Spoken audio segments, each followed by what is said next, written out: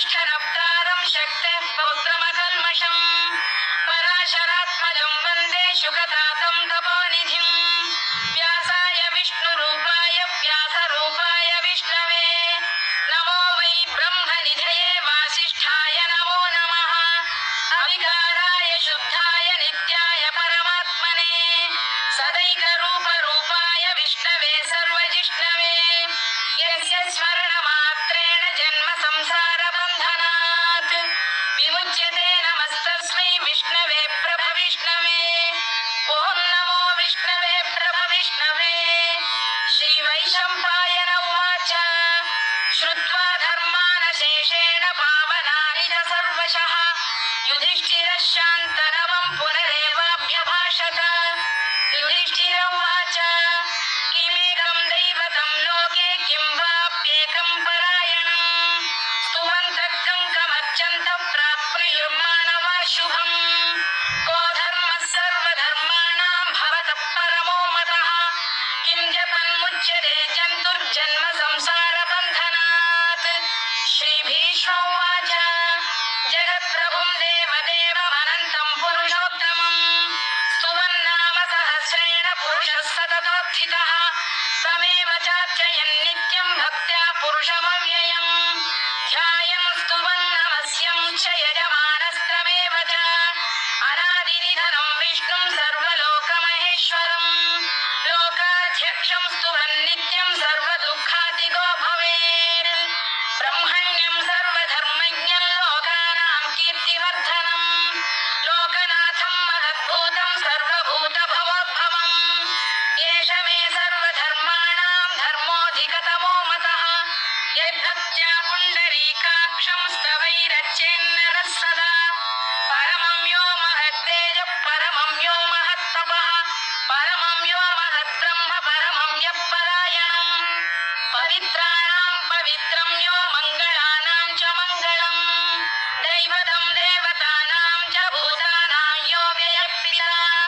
यतः सर्वाणि भूतानि भवन्त्यादियुगागमे यस्मिंश्च प्रलयं यान्ति पुनरेव युगक्षये तस्य लोकप्रधानस्य जगन्नाथस्य भूपते विष्णोर्नाम सहस्रं मे शृणु पापभयापहम् यानि नामानि गौणानि विख्यातानि महात्मनः ऋषिभिः परिगीतानि तानि वक्ष्यामि भूतये ऋषिर्नाम्नां सहस्रस्य वेदव्यासो महामुनिः छन्दोऽनुष्टुप् तथा देवो भगवान् देवकीसुतः अमृतां शुद्धवो बीजं शक्तिर्देवकीनन्दनः त्रिसामाहृदयं तस्य शान्त्यर्थे विनियुज्यते विष्णुं जिष्णुं महाविष्णुं प्रभविष्णुं महेश्वरम् अनेकरूपदैत्यान्तं नमामि पुरुषोत्तमम् अस्य श्रीविष्णोर्दिव्यसहस्रनामस्तोत्रमहामन्त्रस्य श्रीवेदव्यासो भगवान् ऋषिः अनुष्टुप्छन्दः श्रीमहाविष्णुः परमात्मा श्रीमन्नारायणो देवता अमृतांशोद्भवो भानुरिति बीजम् देवकीनन्दनसृष्टेति शक्तिः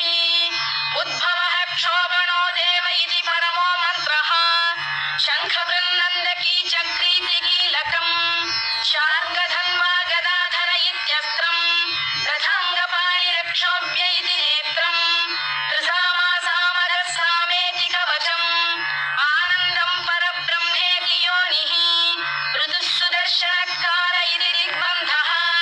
श्रीविश्वरूप इति ध्यानम्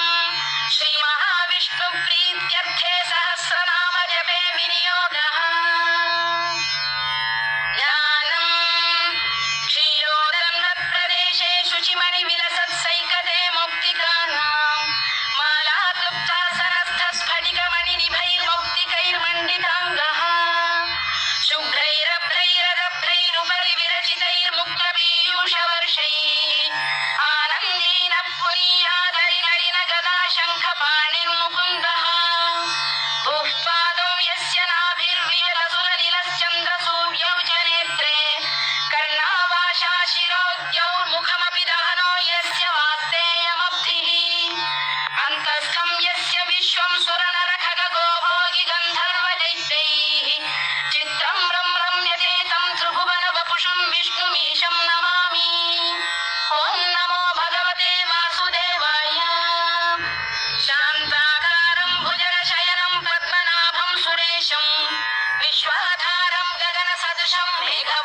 शुभाङ्गम् लक्ष्मीकान्तं कमलनयनं योगिहृद्ध्यानगम्यम् वन्दे विष्णुं भवभयहरं सर्वलोकैकनाथम् मेघश्यामं पीतकौशेयवासं श्रीवत्साङ्कं कौस्तुभोद्भासिताङ्गम् पुण्योपेतं पुण्डरीकायदाक्षं विष्णुं वन्दे सर्वलोकैकनाथम् नमः समस्तभूतानामादिभूताय भूभृते अनेकरूपरूपाय विष्णवे प्रभविष्णवे सशङ्खचक्रं सकिरीटकुण्डलं सपीतवस्त्रं सरसीरुहेक्षणं सहारवक्षस्थलशोभिकौस्तुभं नमामि विष्णुं शिरसा चतुर्भुजम्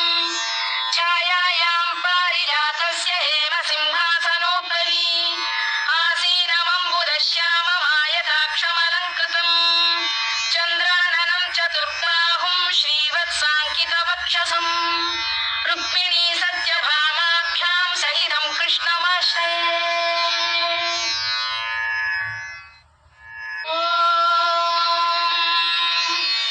विश्वं विष्णुर्वषत्कारो भूतभव्यभवत्प्रभुः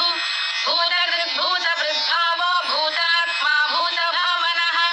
भूतात्मा परमात्मा च मुक्तानां परमागतिः अव्ययः पुरुषः साक्षी क्षेत्रज्ञोऽक्षर एव च योगो योगविदां नेता प्रधानपुरुषेश्वरः नारसिंहवपुः श्रीमान् केशवः पुरुषोत्तमः सर्वशर्म शिवस्थाणुर्भूतादिर्निधिरव्ययः सम्भवो भावनो भर्ता प्रभवः प्रभुरीश्वरः स्वयंभूः शम्भुरादित्यः पुष्कराक्षो महास्वनः अनादिनिधनो धाता विधाता धातुरुत्तमः अप्रमेयो ऋषिकेशः पद्मनाभोऽमरप्रभुः विश्वकर्मा मनुस्पष्टा स्थविष्ठस्थविरो ध्रुवः अग्राह्यः शाश्वतः कृष्णो लोहिताक्षप्रदर्दनः प्रभूतस्त्रिककुब्धाम पवित्रं मङ्गलं परम् ईशानः प्राणदः प्राणो ज्येष्ठः श्रेष्ठः प्रजापतिः हिरण्यगर्भो भूगर्भो माधवो मधुसूदनः ईश्वरो विक्रमी धन्वी मेधावी विक्रमक्रमः अनुत्तमो दुराधर्षः कृतज्ञः कृतिरात्मवान् सुरेशः शरणं शर्म विश्वरेतः प्रजाभवः अगः संवत्सरोऽव्यालः प्रत्ययः सर्वदर्शनः अजः सर्वेश्वरः सिद्धः सिद्धिः सर्वादिरच्युतः वृषाकपिरमेयात्मा सर्वयोगविनिःसृतः वसुर्वसुमनः सत्यः समात्मा संविदः समः अमोघः पुण्डरीकाक्षो वृषकर्मा वृषाकृतिः रुद्रो बहुशिरा बभ्रुर्विश्वयोनिश्च्युतिश्रवाः अमृतः शाश्वतस्थाणुर्वरारोहो महातपाः सर्वगः सर्वविद्वानुर्विश्वक्सेनो जनार्दनः वेदो वेदविदव्यङ्गो वेदाङ्गो वेदवित्कविः लोकाध्यक्षः सुराध्यक्षो धर्माध्यक्षः कृताकृतः चतुरात्मा चतुर्व्यूहश्चतुर्दंष्टः चतुर्भुजः भ्राजिष्णुर्भोजनं भोक्ता सहिष्णुर्जगदादिजः अनघो विजयो जेता विश्वयोनिः पुनर्वसुः उपेन्द्रो वामनः प्रांशुरमोघः शुचिरूर्जितः अतीन्द्रः सङ्ग्रहः सर्गो धृतात्मा नियमो यमः वेद्यो वैद्यः सदा योगी वीरः माधवो मधुः अतीन्द्रियो महामायो महोत्साहो महाबलः महाबुद्धिर्महावीर्यो महाशक्तिर्महाद्युतिः अनिर्देश्य वपुः श्रीमान् अमेयात्मा महाधृधृत् महेश्वासो महीभर्ता श्रीनिवासः सताङ्गतिः अनिरुद्धः सुरानन्दो गोविन्दो गोविदाम्पतिः मरीचिर्दमनो हंसः सुपर्णो भुजगोत्तमः हिरण्यनाभः सुतपाः पद्मनाभः प्रजापतिः अमृत्युः सर्वदृक्सिंहः सन्धाता सन्धिमान् स्थिरः अजो दुर्मर्षणः शास्ता विश्रुतात्मा सुरारिः गुरुर्गुरुतमो धाम सत्यः सत्यपराक्रमः निमिषो निमिषस्रग्वी वाचस्पतिरुदारधीः अग्रणी ग्रामणी श्रीमान् न्यायो नेता समीरणः सहस्रमूर्धा विश्वात्मा सहस्राक्षः सहस्रपात् आवर्तनो निवृत्तात्मा संवृतः सम्प्रवर्धनः अधः संवर्तको वह्निरः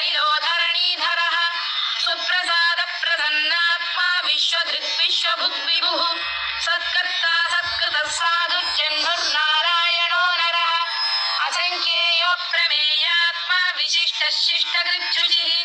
सिद्धार्थ सिद्धसङ्कल्प सिद्धिदः सिद्धिसाधनः वृषाही वृषभो विष्णुर्वृषपर्वा वृषोदरः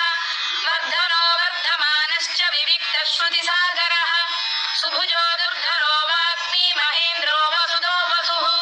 नैकरूपो बृहद्रूपः शिबिविष्टप्रकाशनः ओजस्तेजोऽब्जुदिधरः प्रकाशात्मा प्रतापनः वृद्धस्पष्टाक्षरो मन्त्रश्चन्द्रांशुर्भास्करद्युतिः अमृतांशुद्धवो भानुः शशबिन्दुः सुरेश्वरः औषधं जगतः सेतुः सत्यधर्मपराक्रमः भूतभव्यभवन्नाथः पवनः पावनो नरः कामः कामकृत्कान्तः कामः कामप्रदप्रभुः युगादिकृद्युगावर्तो नैकमायो महाशनः अदृश्यो व्यक्तरूपश्च सहस्रजिदनन्तजित् इष्टो विशिष्टः शिष्टेष्टः शिखण्डी नकुशो वृषः क्रोधः क्रोधकृत्कर्ता विश्वबाहुर्महीधरः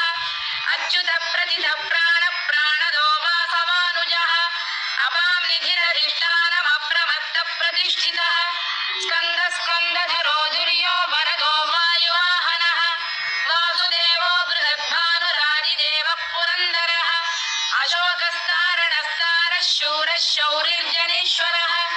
अनुकूलः शतावर्तः पद्मी पद्मनिभेक्षणः पद्मनाभोरविन्दाक्षः पद्मगर्भः शरीरभृत् महर्धिर्वृद्धो वृद्धात्मा महाक्षो गरुडध्वजः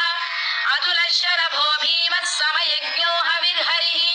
सर्वलक्षणलक्षण्यो लक्ष्मीवान् समितिञ्जयः विक्षरो रोहितो मार्गो हेतुर्दामोदरः सः महीधरो महाभागो वेगवानमिदाशरः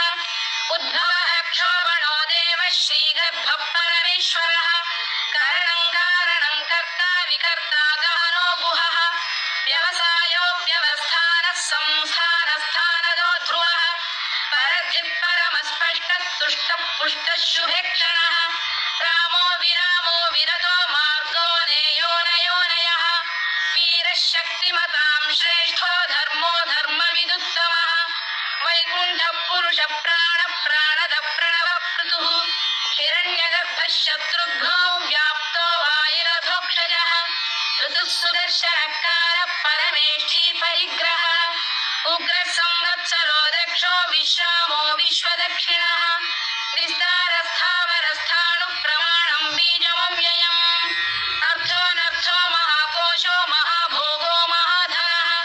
अनिर्विण्णस्थविष्ठो भूर्धर्मयूपो महामखः नक्षत्रनेमिर्नक्षत्री क्षमः क्षामः समीहनः यज्ञयुज्यो महेज्यश्च क्रतुः सत्रं सदाङ्गतिः सर्वदर्शी विमुक्तात्मा सर्वज्ञो ज्ञानमुत्तमम् सुव्रतः सुमुखः सूक्ष्मः सुघोषः सुखदः सुहृद् मनोहरोजितक्रोधो वीरबाहुर्विदारणः स्वापनः स्ववशो व्यापी नैकात्मानैककर्मकृत् वत्सरो वत्सलो वत्सी रत्नगर्भोधनेश्वरः धर्मकृद्धर्मी सदसक्षरमक्षरम् अविज्ञाता सहस्रांशुर्विधाता कृतलक्षणः गभस्तिनेमिः सप्तस्तः सिंहो भूतमहेश्वरः आदिदेवो महादेवो देवेशो देवभृद्गुरुः उत्तरो गोपतिर्गोप्ता ज्ञानगम्यः पुरातनः शरीरभूतभृद्भोक्ता कवीन्द्रो भूरि दक्षिणः सोमपोऽमृतपः सोमः पुरुजिः पुरुषोत्तमः विनयो जयः सत्यसन्धो दाशार्हः सात्वतां पतिः जीवो विनयिता साक्षी मुकुन्दो मितविक्रमः अम्भोनिधिरनन्तात्मा महोदधिशयोऽन्तकः अजो महार्घः स्वाभाव्यो जिरामित्रप्रमोदनः आनन्दो नन्दनो नन्दः सत्यधर्मा त्रिविक्रमः महर्षिकपिलाचार्यः कृतज्ञो मेदिनीपतिः कृपलस्तृतशाध्यक्षो महाशृङ्गकृतान्तकृत् महावराहो गोविन्दः सुषेणः कनकाङ्गनी गुह्यो गभीरो गहनो गुप्तश्चक्रगदाधरः मेधास्वाङ्गोजितकृष्णो दृढः सङ्कर्षणोच्युतः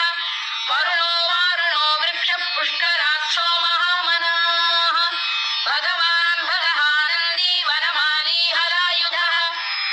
आदित्यो ज्योतिरादित्यः सहिष्णुर्गति सत्तमः सुधन्वाखण्ड परशुर्दारुणोद्रविणप्रदः दिवस्पृक् सर्वदृग्व्यासो वाचस्पतिरयो निजः त्रिसामासामगः साम निर्वाणं भेषजं भिषज सन्न्यासकृच्छमशान्तो निष्ठा शान्तिपरायणम् शुभाङ्गः शान्तिदस्रष्टा कुमुदः कुवलेशयः गोहितो गोपदैर्गोक्ता वृषभाक्षो वृषप्रियः अनिवर्ती निवृत्तात्मा संक्षेप्ताक्षेमकृच्छिवः श्रीवत्सवक्षः श्रीवासः श्रीपतिः श्रीमताम्बरः श्रीरः श्रीशः श्रीनिवासः श्रीनिधिः श्रीविभावनः श्रीधर श्रीकर श्रेयः श्रीमान् लोकत्रयाश्रयः स्वक्षः स्वङ्गः शतानन्दो नन्दिर्ज्योतिर्गणेश्वरः विजितात्मा विधेयात्मा सत्कीर्तिश्चिन्न संशयः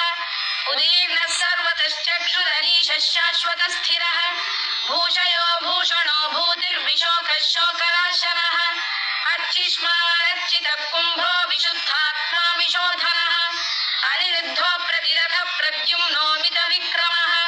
कालनेमिनिः वीरः शौरिः शूरजनेश्वरः त्रिलोकात्मा त्रिलोकेशः केशवः केशिः हरिः कामदेवः कामपालः कामी कान्तकृतागमः अनिर्देश्यवपुर्विष्णुर्वीरोऽनन्तो धनञ्जयः ब्रह्मण्यो ब्रह्मकृद्ब्रह्मा ब्रह्म ब्रह्मविवर्धनः ब्रह्मविब्राह्मणो ब्रह्मी ब्रह्मज्ञो ब्राह्मणप्रियः महाकमो महाकर्मा महातेजा महोरगः महाक्रतुर्महायज्वा महायज्ञो महाहविः स्तव्यस्तव प्रियस्तोत्रं स्तुतिस्तोतारणप्रियः पूर्णः पूरयिता पुण्यः पुण्यकीर्तिरनामयः मनोजवस्तीर्थकरो वसुरेता वसुप्रदः वसुप्रदो वासुदेवो वसुर्वसुमनाहविः सद्गतिः सत्कृतिः सत्ता सद्भूतिः सत्परायणः शूरसेनो यदुश्रेष्ठः सन्निवासः सुयामुनः भूतावासो वासुदेवः सर्वासु निलयो नलः दर्पः दर्पदो दृप्तो दुर्धरोधा पराजितः विश्वमूर्तिर्महामूर्तिर्दीप्तमूर्तिरमूर्तिमान् अनेकमूर्तिरव्यक्तः शतमूर्तिः शताननः एकोनैकः सवक्र किं यत्तत्पदमनुत्तमम् लोकबन्धुर्लोकनाथो माधवो भक्तवत्सलः सुवर्णवर्णो हेमाङ्गो वराङ्गश्चन्दनाङ्गदी वीरः विषमः शून्यो घृताशीरचरश्चरः अमानी मानदो मान्यो लोकस्वामी त्रिलोकधृत् सुमेधा मेधजो धन्यः सत्यमेधाधराधरः तेजो वृषोद्युतिधरः सर्वशस्त्रभृताम्बरः प्रग्रहो निग्रहो व्यग्रो नैकशृङ्गो गदाग्रजः चतुर्मूर्तिश्चतुर्बाहुश्चतुर्व्यूहश्चतुर्गतिः चतुरात्मा चतुर्भावश्चतुर्वेदविदेकपात् समावर्तो निवृत्तात्मा दुर्जयो दुरतिक्रमः दुर्लभो दुर्गमो दुर्गो दुरावासो दुरारिः शुभाङ्गो लोकसारङ्गः सुतन्तु वर्धनः इन्द्रकर्मा महाकर्मा कृतकर्मा कृतागमः उद्भवः सुन्दरः सुन्दो रत्ननाभः सुलोचनः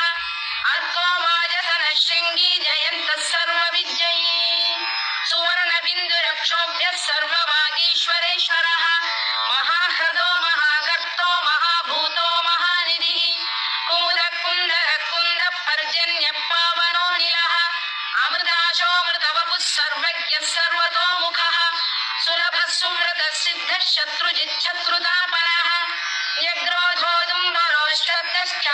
न्यग्रोधोदुम्बरोश्चतश्चाणूरान्ध्रैषूदनः सहस्रार्चिः सप्तजिह्वः सप्तैधा सप्तवाहनः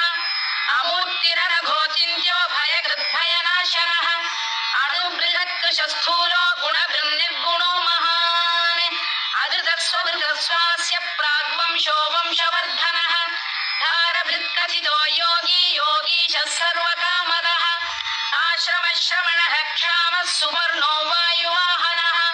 धनुर्धरो धनुर्वेदो दण्डो दमयितादमः अपराजितः सर्वसहो नियन्ता नियमो यमः सत्त्ववान् सात्विकः सत्यः सत्यधर्मपरायणः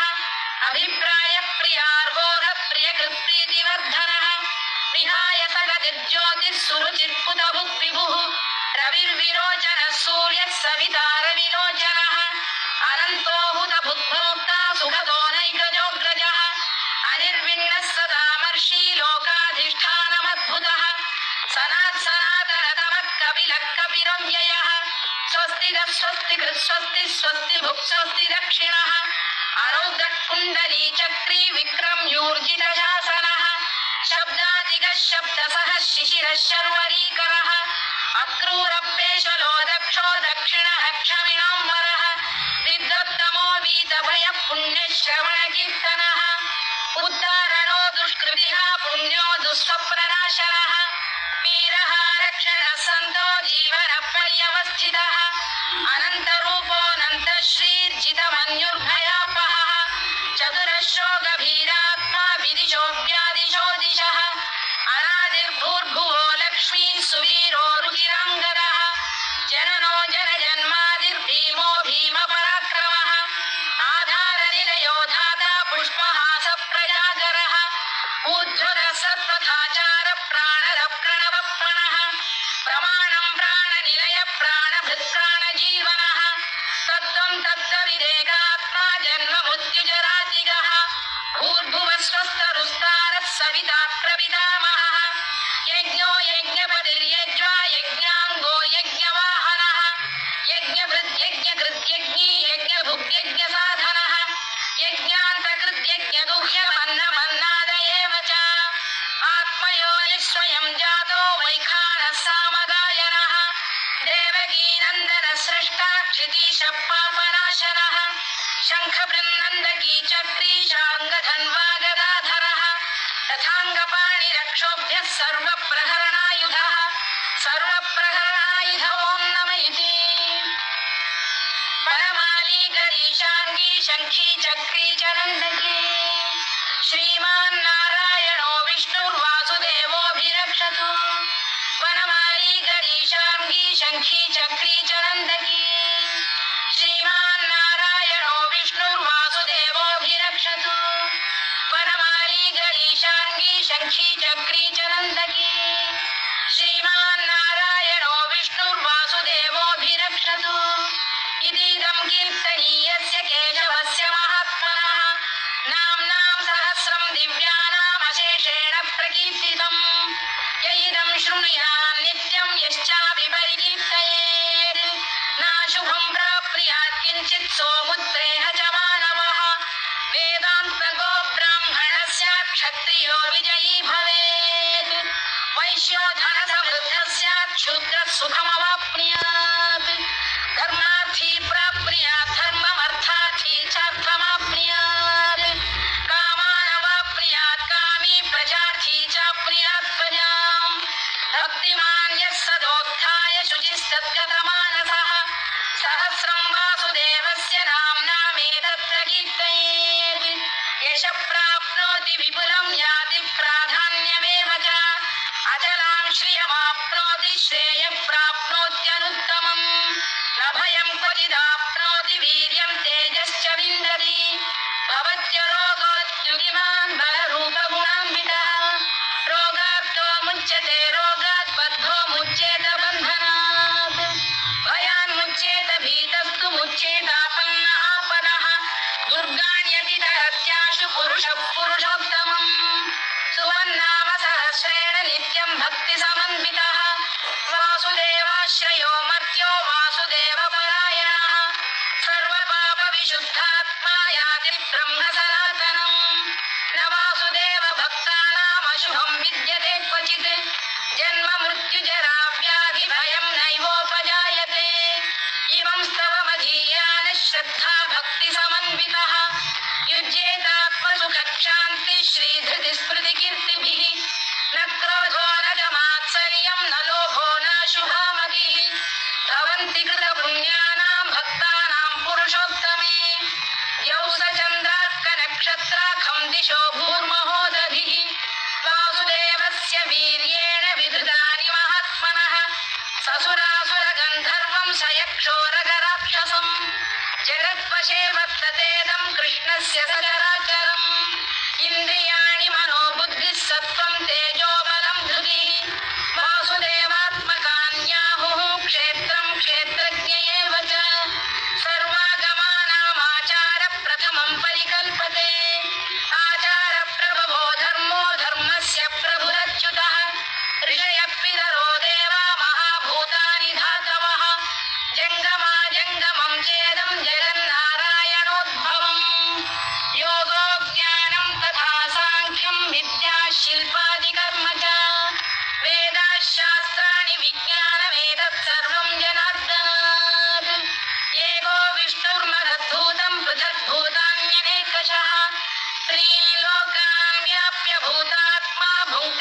विश्वभुवव्ययः इमं स्तवं भगवतो विष्णोर्व्यासेन कीर्तितम् पठेद्य इच्छेत् पुरुषः श्रेयः प्राप्तुं सुखानि च विश्वेश्वरमजं देवं जगतः प्रभुमव्ययम् भजन्ति ये पुष्कराक्षं न ते यान्ति पराभवम् न ते यान्ति पराभवम् उन्नमयति अर्जुनोवाच पद्मपत्रविशालाक्ष पद्मनाभसुरोत्तम भक्तानामनुरक्तानां त्राता भव जनार्दन श्रीभगवानुवाच यो मां नाम सहस्रेण स्तोतुमिच्छति पाण्डव सोऽहमेकेन श्लोकेन स्तुत एव न संशयः स्तुत एव न संशयोन्नमयति व्यास उवाच वासनात् वासुदेवस्य वासितं भुवनत्रयम् सर्वभूतनिवासोऽसि वासुदेव नमोऽस्तु ते वासुदेव नमोऽस्तु ते ओन्नमयति पार्वत्युवाच केनोपायेन लघुना विष्णोर्नाम सहस्रकम् पठ्यते पण्डितैर्नित्यं श्रोतुमिच्छाम्यहं प्रभो ईश्वर उवाच श्रीराम राम रामेति रमे रामे मनोरमे सहस्रनाम तत्तुल्यं राम नाम वरानने श्रीराम राम रामेति रमे रामे मनोरमे सहस्रनाम तत्तुल्यं राम नाम वरानने श्रीराम राम रामेति रमे रामे मनोरमे सहस्रनाम तत्तुल्यं राम नाम वरानने राम नाम वराननमोन्नमयति ब्रह्मोवाच नमोऽस्त्वनन्ताय सहस्रमूर्तये सहस्रपादाक्षि शिरोरुबाहवे सहस्रनाम्ने पुरुषाय शाश्वते सहस्रकोटियुगधारिणे नमः सहस्रकोटियुगधारिणे नमः ओन्नमयति संजय उवाच यत्र योगेश्वरः कृष्णो यत्र पार्थो धनुर्धरः तत्र श्रीविजयो भूतिर्ध्रुवा नीतिर्मतिर्मम श्रीभगवानुवाच अनन्याश्चिन्तयन्तो मां ये जनाः पर्युपासते तेषां नित्याभियुक्तानां योगक्षेमं वहाम्यहम् परित्राणाय साधूनां विनाशाय च दुष्कृतां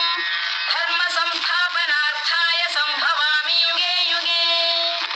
आर्ता विषण्णाः शिथिलाश्च भीताः घोरेषु च व्याधिषु वर्तमानाः संकीर्त्य नारायण शब्दमात्रं विमुक्तदुःखाः सुखिनो भवन्तु कायेन वाचा